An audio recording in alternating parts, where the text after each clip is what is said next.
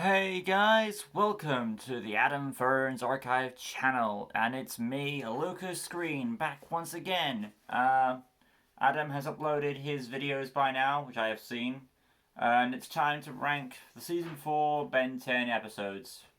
I had to sort this out differently because the last time I did this I had my new laptop, and there was an accident in my life after that. I'm not going to go into the detail about it, but what happened was it ended up breaking my good laptop, so my noisy one is all I've got left. So I had to turn it off. I had my notes on it, but I put them on a piece of paper here, so we should be fine.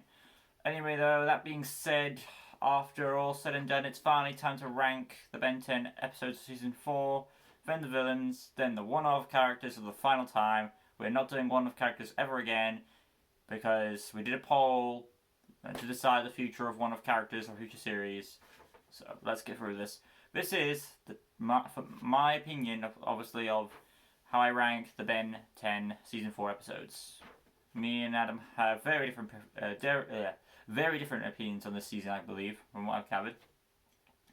Alright, the bottom spot for me, by the way, I should mention real quick, before I go on, if I forget any character or episode, I do my best. Number one, at the bottom, not number one. At the bottom spot, for me, the worst episode, this may not be a surprise, is the RV hijacking. I mean, Ben 10 is supposed to be a show about, according to the theme song, finding from evil from Earth or space, but I would appreciate it if the evil from Earth was more engaging than a flitty road crew. Because all it is about basically saying how the RV has character and it's more important. I get that to a certain degree, but at the same time, it's because it's a plumber vehicle. It's an advanced piece of alien tech, but at the same time, So I can kind of see where Max is coming from. At the same time, I mean, I'm thinking of the outer sense. I wish the stakes were higher. At least if the villain's gonna take it, make the villain a super villain. But no, it's just a bunch of common, average day jackass thugs. So, yeah. And there are characters in this, but they really don't help at all. So, for me, sadly, the RV hijacking is just a very weak episode. And I would say it's the weakest one for Season 4 for me. But yeah, that's my thoughts on it. I mean, I know there's other episodes above this that maybe Adam will put lower than the RV hijacking, but it's just Ben trying to stop a bunch of hijackers. And he gets it in the end. There's not really much of a message. It's just trying to show, oh, let's give an episode focused on the Rust Bucket, and it's very depressing, really, to me. Next up is the wedding episode, and we're already at 3 minutes in. Well, but yeah, next up is the wedding episode, and this is again another one of those one-off things where I don't really like these one-off episodes where the trio is just chilling around and not doing some sort of big well, not really a big operation, but they're at least trying to save the day. RV hijacking isn't really saving the day. Well, yeah, there were missiles involved, but it wasn't really going to do too much damage. It's going to destroy a road, so that the stakes weren't that high. The wedding has a bit more higher stakes because you have aliens involved, so that kicks it up a notch. But it's just about they're fighting over a wedding. Now, and it's kind of going into that Romeo and Juliet thing where two people from two different families come together to stop a feud, and it's like a scuffle happens.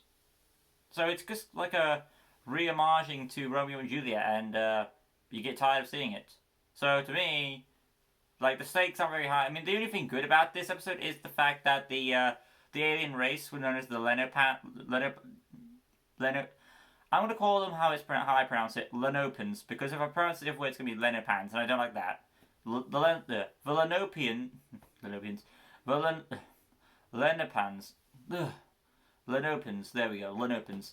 The Lenopans, which are also known as the sludge puppies, which me personally I don't really like that name at all. It just makes them disrespected, and I don't like disrespecting an alien race. So we're gonna treat aliens with respect here. I know Adam called them the sludge puppies, but he doesn't do research, so that's his fault.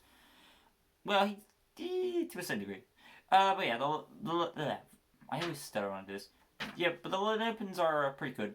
Alien race, helping out on the good side and on the bad side. Yeah, they make a good threat. But yeah, overall, this episode is a mixed bag. It's got good antagonists. It's got but a weak premise, and that's what drags it down to the second spot on my list. Let's just move along. Good Riddance is my third, right one step above the wedding episode.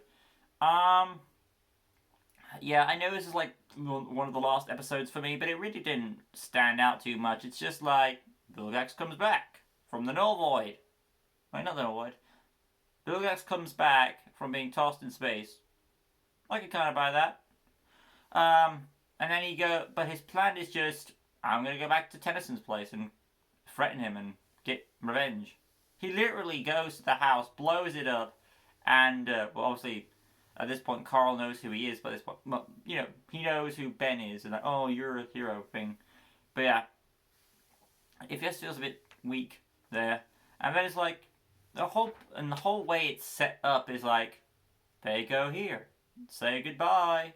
And it just has this dry tone to it. I mean, I get they're trying to build it all. It feels like it's over, as in like the show sense, and it does, but it kind of feels dry.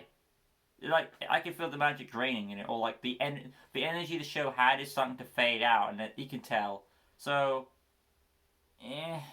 I can see why the title was Good Riddance, because you can feel there's not much energy in the episode. I don't feel that's what I got out of it. It has this like dry atmosphere to it. Alright, moving on. Ken 10. Yeah. Well, this episode is okay. This is like, we're in the okay category right now.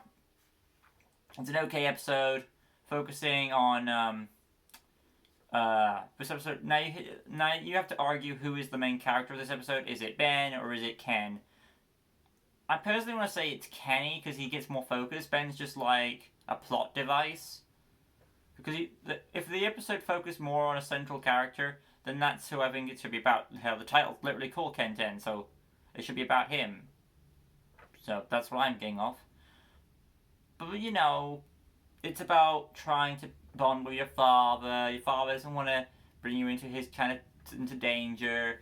But at the end of the day, despite all odds, the son somehow finds a way to make a difference, both with some enemies and some helping out.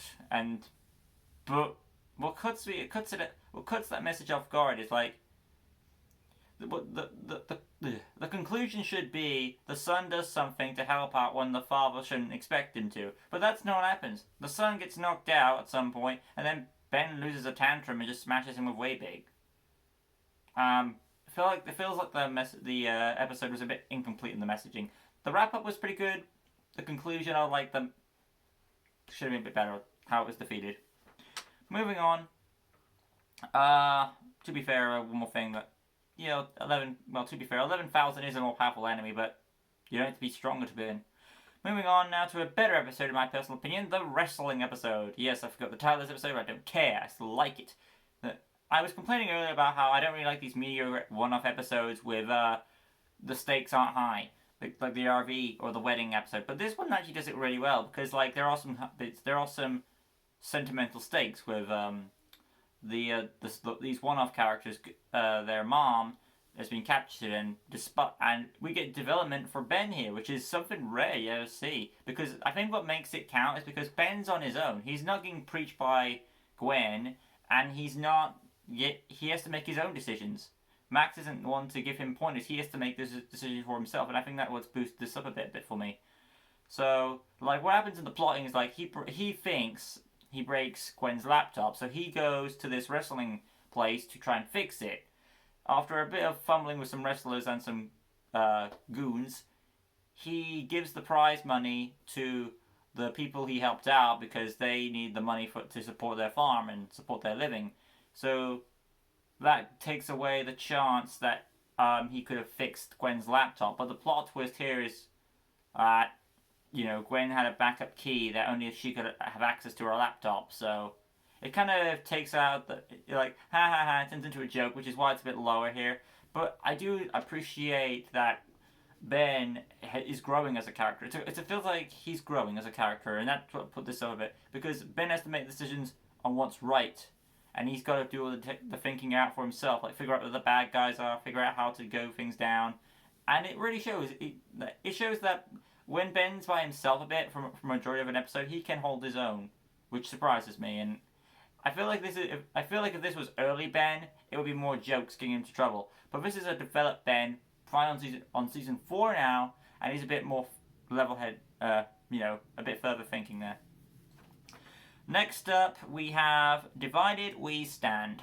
I mean, we're going upwards to higher. Each episode gets better and better for me. So, Divided We Stand. I know my friend Adam doesn't like this episode, but to me, I really don't see why.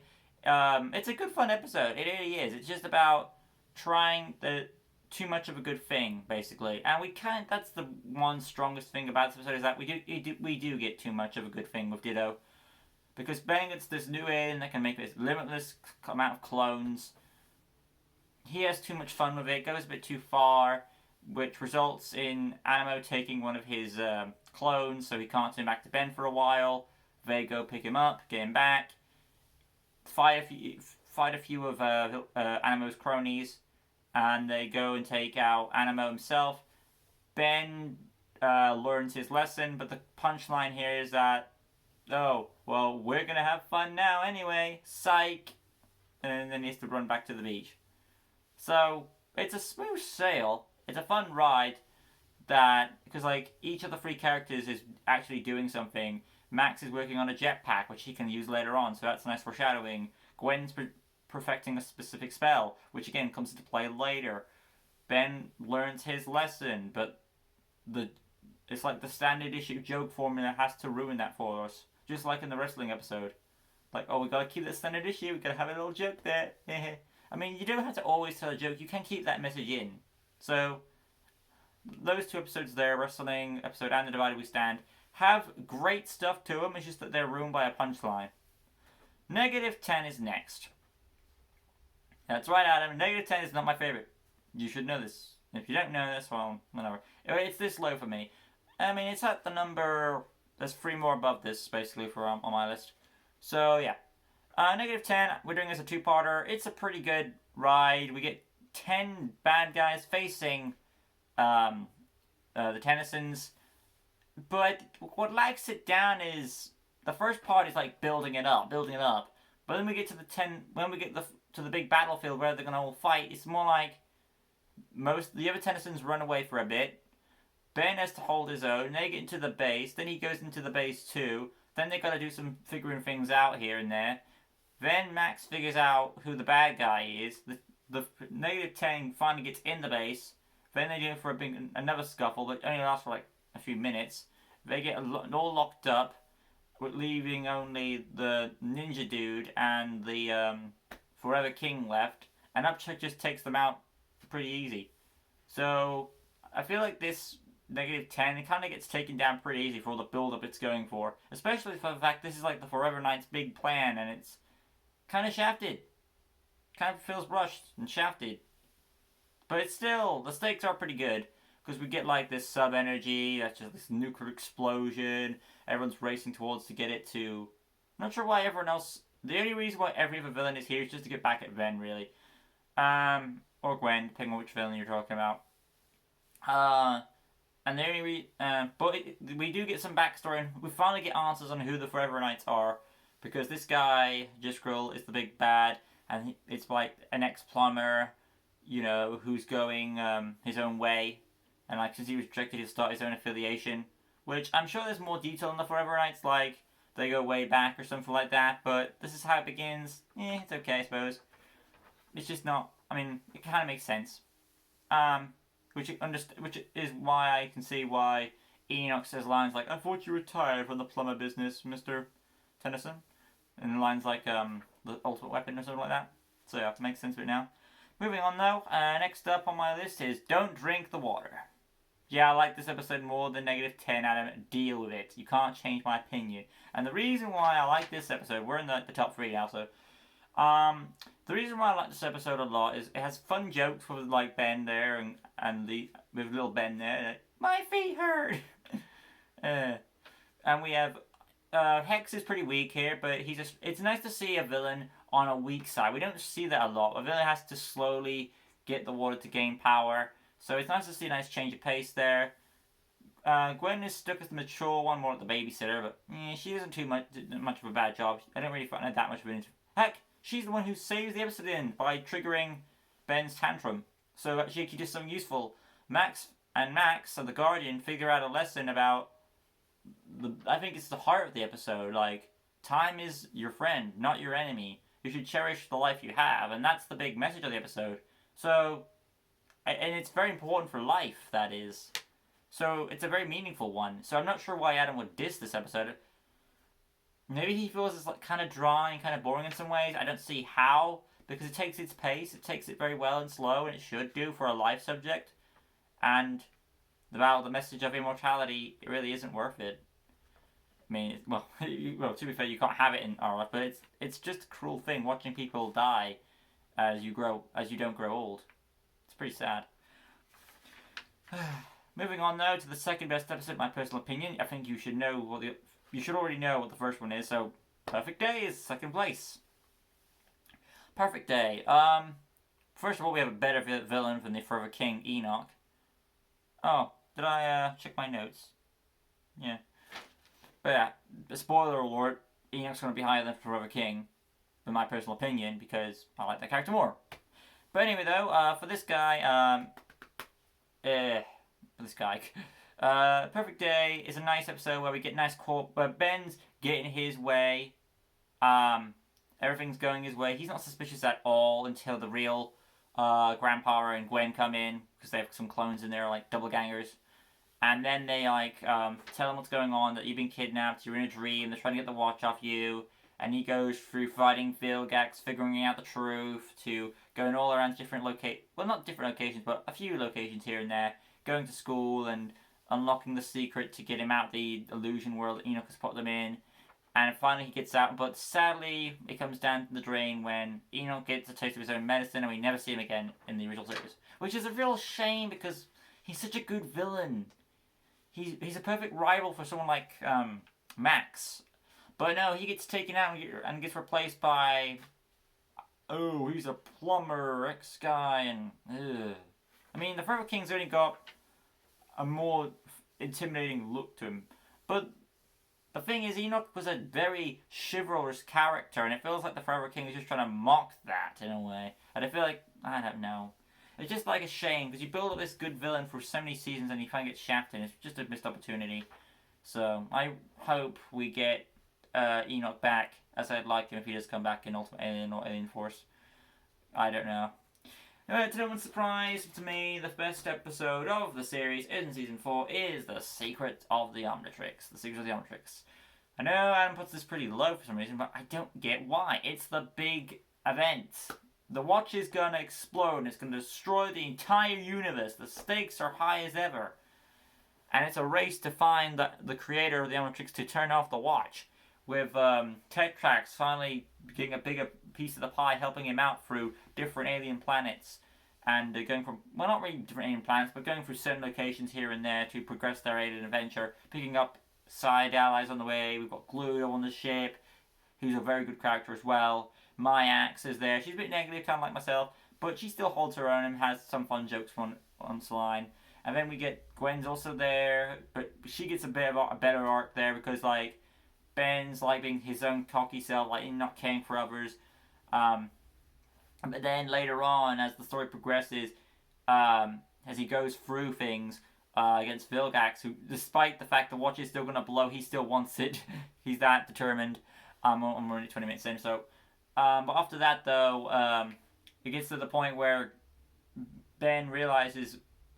I feel like the episode finally kicks in when we realize when it hits that moment, that one moment, and that moment is when the Wildvine species comes down, snags Gwen, and Ben feels so sad that he couldn't save her, and that is one of those powerful moments. He tried despite the fact the watch was gonna blow, and each time he pressed it down, it would accelerate the transformation, and it was very close to blowing. He didn't care. He pushed it. He tried to save his cousin. And throughout the entire series, he has been bragging and going against her and dissing her and all that. yeah, they have a few resolutions here, but it's about this moment. That moment makes it. And he does everything in his power to try and get her back, and he still fails. Also, I mentioned Gluto. Spoiler alert, Gluto died also. Died, in quotes. But yeah, the emotion is still there. And after that, Ben is driven. He is driven to get the watch off, driven to get the quest completed, because he's had enough. And he forces Aspen to get the watch off. Eventually he does, but eventually as we continue through that fight, it is revealed that Gwen's alive, and that hug just is perfect. It really shows that, yeah, obviously we knew Ben cared, but actions show better than words. And I really think that shows here. That is the full perfect. That's perfect. I feel like the show should have ended here after that, because you've got like a perfect ending shot on there. And then, of course, you had that big ending fight with finally getting to see who 6-6 really is, having that throwdown, bringing all types of robots and creatures in this big throwdown here and there. The stakes are high as ever. And then finally you get Wei being introduced. Yeah, and he just tosses him as far as hell. You could just stepped on him, but then, of course, you wouldn't have any force from other things. But still, I don't see why Ada doesn't like this. She has his own opinion, I have mine. But overall, I personally think The Secrets of the Omnitrix isn't my favourite in Ben 10 series, right? Best Ben 10 movie, however, this, The Secrets of the Omnitrix. Thank you all for watching. I hope you have enjoyed it. And that being said, I still have 2 more ranking lists to do after this video is uploaded to the archive channel, which I should be able to get that out as soon as I can. But yeah, thank you for watching. Hope you enjoyed it. And I'll see you guys in the next one, where I will be ranking the Ben 10 villains of Season 4. Like always, peace.